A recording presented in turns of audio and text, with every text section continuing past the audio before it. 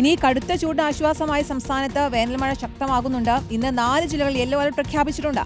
പത്തനംതിട്ട, എറണാകുളം, കോട്ടയം, ഇടുക്കി ജില്ലകളിലാണ് yellow alert.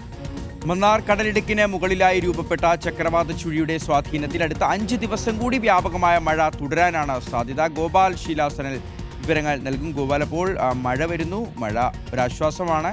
അപ്പോൾ ഇന്നും വരും ദിവസങ്ങളിലുമൊക്കെ പ്രതീക്ഷിക്കേണ്ട കാലാവസ്ഥ എങ്ങനെയാണ് ഗോപാൽ?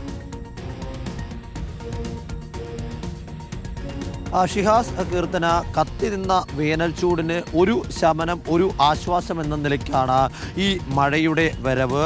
അടുത്ത 5 ദിവസങ്ങളിൽ സംസ്ഥാനത്തുടനീളം ഒറ്റപ്പെട്ട ശക്തമായ വേനൽ മഴയ്ക്ക് സാധ്യതയുണ്ട് എന്ന അറിയിപ്പാണ് ഇപ്പോൾ കേന്ദ്ര കാലാവസ്ഥാ നിരീക്ഷണ കേന്ദ്രത്തിൻ്റെ ഭാഗത്ത് നിന്ന് ഉണ്ടായിട്ടുള്ളത്. ഇതിൻ്റെ ഭാഗമായി ഇന്ന് 4 ജില്ലകളിൽ യെല്ലോ അലേർട്ട് പ്രഖ്യാപിച്ചിട്ടുണ്ട്.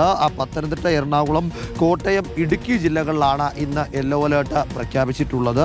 നാളെ കൊല്ലം, ആലപ്പുഴ, എറണാകുളം, തൃശ്ശൂർ, കോഴിക്കോട് എന്നിങ്ങനെ 5 ജില്ലകളിലും മറ്റന്നാൾ തിരുവനന്തപുരം, കൊല്ലം, പത്തനംതിട്ട, ആലപ്പുഴ, കോട്ടയം, ഇടുക്കി, എറണാകുളം ജില്ലകളിലും മുന്നറിയിപ്പ് തുടരുമെന്നാണ് ഇതിനോടകം തന്നെ നൽകിയിരിക്കുന്ന നിർദ്ദേശത്തിൽ പറയുന്നത്.